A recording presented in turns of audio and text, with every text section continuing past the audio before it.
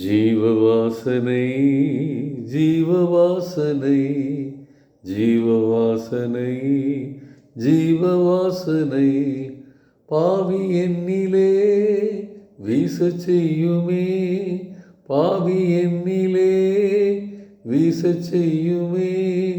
ஜீவ நாட்களை ஆத்ம மீட்புக்காய், ஜீவ நாட்களை ஆத்ம மீட்புக்காய் பாரிலெங்கிலும் காணச் செய்யுமே, பாரிலெங்கிலும் வாழச் செய்யுமே. ஆஹா ஹல்லேலூயா, ஆஹா ஹல்லேலூயா, ஆஹா ஹல்லேலூயா, ஆஹா ஹல்லேலூயா. டியர் ஃப்ரெண்ட்ஸ், அன்பின் வாழ்த்துக்கள். ஆண்டவரும் இரட்சகருமாகிய இயேசு கிறிஸ்துவின் இனிய நாமத்திலே உங்களை வாழ்த்துகிறேன்.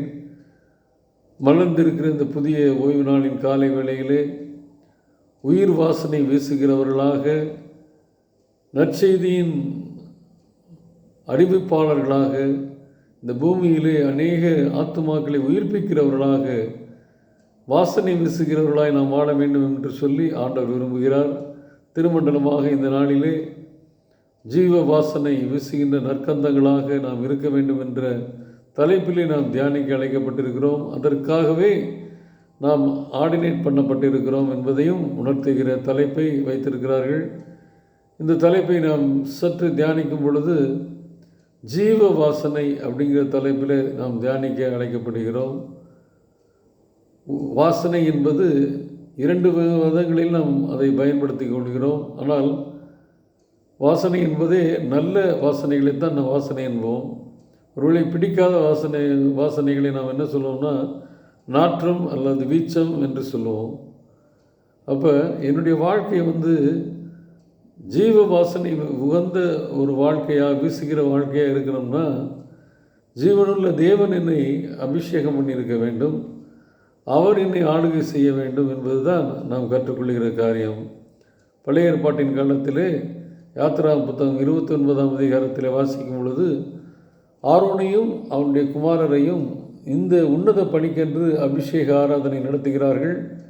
அதற்கு பரிசுத்தமாக இருப்பதற்காக வெள்ளாட்டு கிடாக்களையும் ஆடுகளையும் அடைக்கிறார்கள் என்று சொல்லி நாம் பார்க்கிறோம். ஆனால் உலகத்தில் எங்கும் தேடி கண்டுபிடிக்க முடியாத ஒரு ஆராதனை, அது அபிஷேக ஆராதனை எங்கு நடந்தது என்றால் பரத்திலே நடந்தது. ஒருவேளை இன்றைக்கு புறமதத்து மக்கள் ஆராதிக்க செல்லும் பொழுது தங்களுடைய ஆலயங்களிலே, கோயில்களிலே கிடாக்களை மாலை போட்டு என்ன பண்ணுவாங்கன்னா பலியிடுவதற்கு கொண்டு செல்கிறதை பார்க்கிறோம். எல்லாரும் ஆரவாரமாக இருப்பாங்க. பலியிட போகின்ற அந்த ஆட்டுக்குட்டிக்கு, கிடாவுக்கு நம்ம கொல்லப்பட போகிறோம், ஒரு சில நிமிடங்களில் கொல்லப்பட போகிறோம்னு தெரியாது. அதுவும் அந்த மாலையை போட்டுக்கிட்டு கம்பீரமாக நடக்கும். ஆனால் ஒரு சில நிமிடங்களிலே, மணித்துளிகளிலே அது ஒரே வெட்டாக வெட்டப்பட்டு கொல்லப்படும், அதனுடைய இரத்தம் சிந்தப்படும்.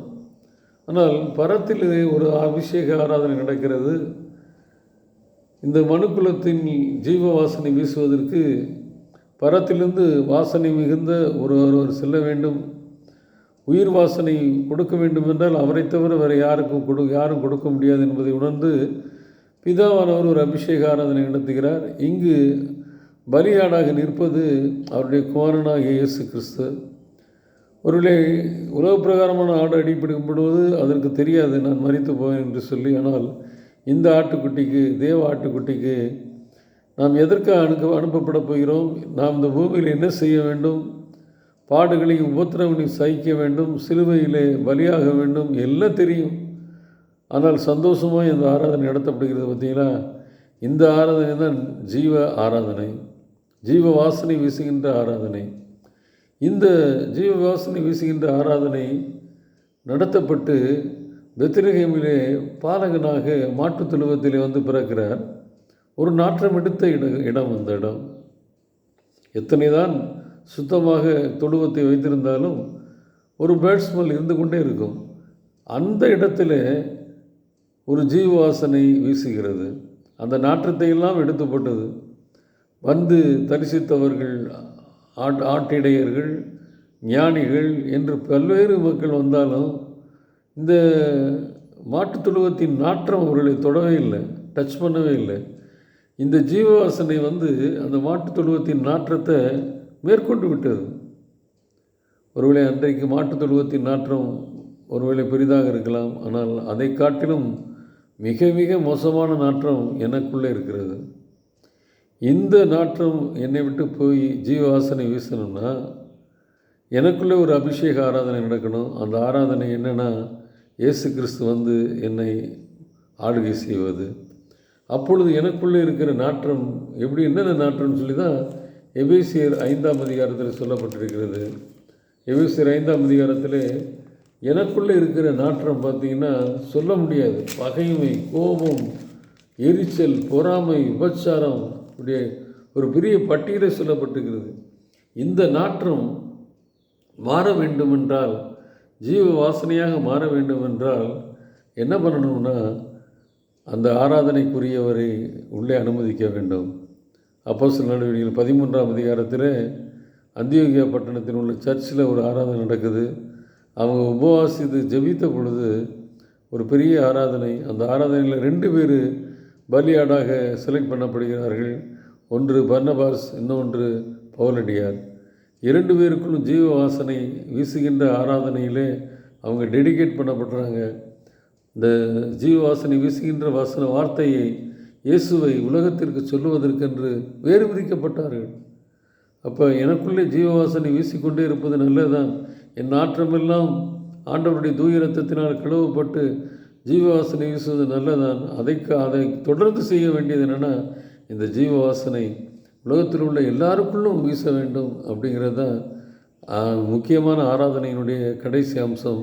அந்த ஆராதனையை அப்போஸ்தலர் 13ஆம் அதிகாரத்திலே தொடர்ந்து நடத்துகிறவர்கள் பவுலடியாரும் பர்னபாசும். அந்த தொடர்ச்சியிலே நானும் நீங்களும் இணைந்து கொள்வோம், ஜீவ வாசனை வீசுவோம், என் நாற்றம் எல்லாம் அகன்று போகும், உயிருள்ள பலியாக நம்மை அர்ப்பணிப்போம். அப்படிப்பட்ட ஒரு ஆராதனையில் கலந்து கொண்டு கர்த்தருடைய நாமத்தை மகிமைப்படுத்துவோம். கர்த்தர் தாமே நம்மை ஆசீர்வதிப்பாராக. ஆமேன்.